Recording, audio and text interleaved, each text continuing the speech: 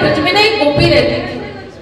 वो बड़ी पतिव्रता स्त्री थी, बड़ी पतिव्रता थी। तो एक बार उसके पति को कहीं जाना पड़ गया, किसी काम से बाहर जाना पड़ा। तो उसने बोला मैं जा रहा हूं। तो उसकी पत्नी ने बोला देखिए स्वामी आप जा रहे हैं, मैं यहाँ पे किसकी सेवा करूंगी? मैं तो दिन रात आप ही की सेवा करती हूँ, आप ही की पूजा करती हूँ, आप ही मेरे भगवान है। यदि आप चले गए तो मैं किसकी सेवा करूं, किसका ध्यान रखूं? तब उसके पति ने क्या किया कि एक मिट्टी का पुतला बना दिया और कहा कि मानना कि ये मैं ही हूं और इसकी पूजा कर लेना।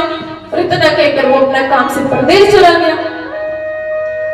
उस गोपी ने उसी मिट्टी के पति को अपना असली पति मान करके उसकी पूजा करने लगी, अलमारी में बैठा लिया। कुछ समय बाद जब उसका वास्तविक पति, उसका असली पति आ गया, द्वार पर खड़ा, उसने गेट को बजाया, द्वार को बजाने लगा, लेकिन यहाँ वो अपने मिट्टी के पति की पूजा कर रही थी। तो उसने सोचा यदि मैं द्वार खोलने के लिए गई तो मेरा पतिव्रता जो धर्म है वो नष्ट हो जाएगा। अपने पति की सेवा को छोड़ करके जाना द्वार खोलने के लिए उचित नहीं। तो पहले मैं अपने पति की सेवा कर लूं, उसके बाद किसी के लिए द्वार खोलूंगी। ये विचार करके वो पति की पूजा, अपने उस मिट्टी के पति की पूजा करती रही।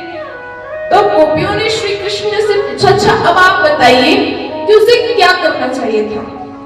उस गोपी को अपने मिट्टी के पति की पूजा करनी चाहिए थी, जो वास्तविक पति जो उसके द्वार पर खड़ा है उसका इंतजार जो वो कर रही थी उसके लिए द्वार खोलना चाहिए। तब श्री कृष्ण ने कहा जब वास्तविक पति है तो मिट्टी के पति की पूजा क्यों करनी? तब गोपियों ने साथ में कहा जिस प्रकार वे गोपी अपनी मिट्टी की पति की पूजा कर रही थी, आज तक हम भी वही काम करते आए। आज तक हमने भी जीवन भर उन मिट्टी के पतियों की ही पूजा करी। और अब जब हमारे वास्तविक पति हमारे सामने खड़े हैं तो हम उन मिट्टी के पतियों की पूजा करने के लिए क्यों जाएं?